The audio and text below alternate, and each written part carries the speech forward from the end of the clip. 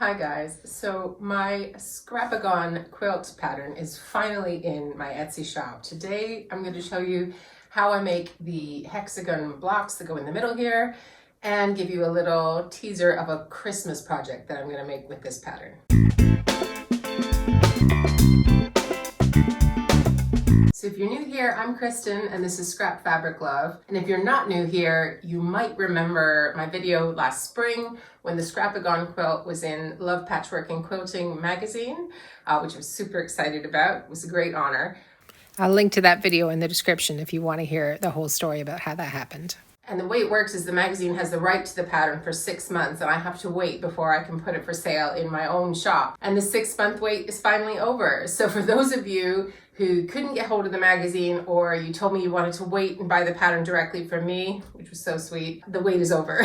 So the pattern is now up in my Etsy shop. The link is in the video description box. But today I want to talk a little bit more about the quilt, show you how I made it, and also tell you about some of the other ways you can use the hexagons that are in the pattern, because you don't just have to make a full quilt with them. So the quilt is based on this central hexagon kind of panel in the middle. The hexagons themselves are foundation paper pieced blocks, and the background and borders, depending what size you choose, are traditionally pieced.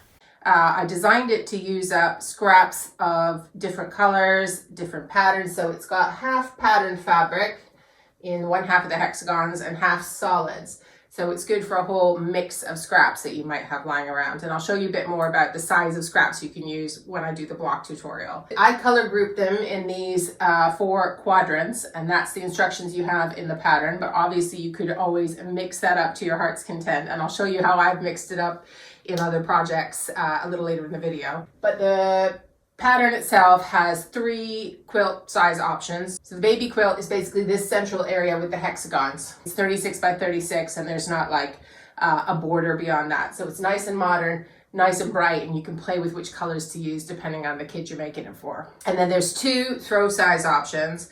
The one that was in the magazine is this one with charm pack squares. So if you've got leftover charm pack squares that are all in like a low volume color, or even another color if you want your background to be a different color, it's perfect for using up that. And the whole point is that it's scrappy and you don't need all the squares to be from the same fabric. If you don't have charm pack squares, don't worry. There's a slightly larger throw size in the pattern that's called the quick finish throw. So it's got the same central hexagon section, and then I've given you the measurements for yardage to make a great big, huge negative space border with just pieced yardage. So that'll be done super quick. So that's like, if you just want to go from baby quilt to the larger throw, it won't take you any more than an extra evening to put that border and background on. So that's a lot of options already, but what I want to do now is do the block tutorial for the hexagon, show you how you put that together if you've never done FPP. And then I want to show you some of the other ways I've used these blocks that aren't strictly in the pattern, but just more ways that you can have fun with it if you do purchase it. In your pattern, you're gonna print out your foundation paper piecing patterns. So there's 2 per page. The key thing to remember is to print it at 100% scale so that it comes out at the right size, and there's a little inch marker to keep you right. And then what you're going to do is cut out along the outer edge of those, because that's your seam allowance. You don't want to cut that off. And that is the pattern that we're going to use for one block. Now, what is this printed on? This is printed on just plain printer paper. If you've seen my tutorials about foundation paper piecing before, you know I talk about lots of options. Loads of people would do this with freezer paper. There's specialist foundation papers. And I've got a video kind of comparing some of those. But if you're a complete beginner, you don't need to go out and buy extra stuff to start trying. Just use a printer, and you can always experiment with different methods later on. And in the pattern, you're also going to have some templates that you can cut out to cut your fabric that look like this. And I've just cut them kind of wide. Or there's measurements to rough cut patches. Okay, so either one's going to work fine. If you use the templates, you need to remember to, when you're cutting something with them, you want the print up, and then that's a bad example because that's a solid. And you also want the print of your fabric up, and that's going to keep everything oriented the way you want. Now you can use either method because it's going to, depend what scraps you have, what size they already are, what kind of a quilter you are. If you like to just cut everything at once, you might prefer to rough cut. I actually think for this pattern, normally I go with the templates because I don't like to cut things in advance all that much. And so I just do it a block at a time. But I actually think for this pattern, rough cutting might be easier because there's only a few sizes that you need, whereas there's all sorts of templates with different angles. So depending, you just choose the one that suits you. But for this tutorial, I am going to use the rough cut patches and just show you how those work because I do think they're a good option for this pattern. If you've never done foundation paper piecing before, it's basically stitch by number. We're going to be stitching on the lines in here and using the numbers to know which patch to add next. It's really fun, I promise. This is, I just want to show you my setup. So I've got my patches of fabric. Those are cut from the pattern description. I've got a little cutting mat, a rotary cutter, and a ruler. I'll show you what that's for in a second. And then I've got a little pressing mat and a little iron just beside my sewing space because I'm going to press after each patch. That's kind of how it works for me. The other thing that could be useful, let me go grab it, is a glue stick. And that is what I use just for the first patch. In the pattern, A1 is the print part of our hexagon and A2 is the solid. So each hexagon is made up of a print and a solid. If you're using the templates, you don't have to remember because it's already written on there for you. For just the first one, just A1, I put a little dab of glue, and that is just to, my glue sticks are not great. These are cheapy ones. If you use a better one, you don't need so much. And that is just to keep it from moving. And so I'm putting it on the back of the paper. Hopefully you can see that. And then I'm gonna hold it up to a light. I've got a window over here, right? So I'm holding it up to the light and I can see, I don't know if you can see on there, can you? That I've got at least 1/4 inch over this line, which is the first line we're gonna stitch. And my pattern is right side up on the back because this is gonna be the front when we're done, right? And this is just where we're stitching. And then I'm gonna line up my solid right on top. So lining up the raw edges, and it's right sides to right sides. And then I'm just gonna mimic a 1/4 inch seam with my fingers and flip and make sure it covers everything. Okay, so then I'm gonna pinch this with my fingers like this and bring it to the machine, turn it this way up.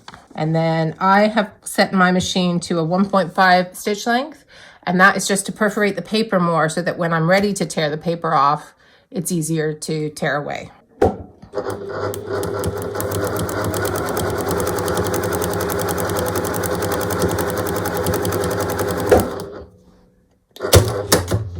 And so all I've done is stitched along the line, and I've gone a tiny bit before it and a teensy weensy bit afterwards. And that's all I need to do. And then I'm gonna press before I do anything else. Once I've got to this point, I'm looking, what's the next thing I'm gonna add? It's A3. So I'm gonna fold along, so because I've done A1, A2, A3 is next. So I'm gonna fold on this line, just like that. And this is when you need your ruler. So you line the 1/4 inch mark up on the fold of that paper. So you're basically letting a 1/4 inch measurement over the fold and then trimming off everything else. So that you're keeping your 1/4 inch seam allowance. And then we've got A3. So I know that that is this smaller one here. So I am gonna put that right sides together. Again, I can mimic my 1/4 inch seam and check. And what I want it to do is go over this line here, and it does. And also I want it to be a 1/4 inch over here and over here, because those are also gonna be stitch lines. So I don't know if you can see the shadow of that on the camera, but I can see it here, so I know that's all right. So I'm gonna go right sides together. I'm gonna again do my little pinch. You could use a pin if that's easier for you. And then I'm gonna flip it over and take it to the machine.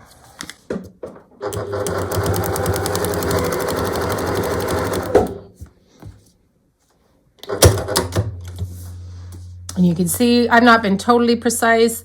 I'm not going to unpick that. I think that's fine. It's pretty forgiving. Obviously, I'm trying to get on the line, but don't worry about it if it's a little off. The block's still going to work out. I'm going to speed it up here because the rest of the process is just a repeat. So you just find the next numbered patch. You find the piece of fabric that fits that, so either from your template or from the rough cut. And you line it up right sides together and you stitch on the line. And then it's a case of press, fold back and trim, and then start again with the next number until you're all done. If you'd like to see this bit slower, just click into the video settings and turn down the playback speed. But there is, of course, the step-by-step instructions in the pattern as well. So this is how it looks at the end if you've used the rough cut templates. There is a bit of wastage and trimming, so you will end up with some crumbs that you're going to need to use somewhere else. But if you don't want that, then go ahead and use the template version. Pick the way you works for you. But once you've got this block to this point, whether you've just got a little bit hanging off or this much, depending how you've cut, we're still keeping this 1/4 inch seam. Do not cut off on this inner line. You want to cut off on the outer line. And you just want to trim away all of the excess.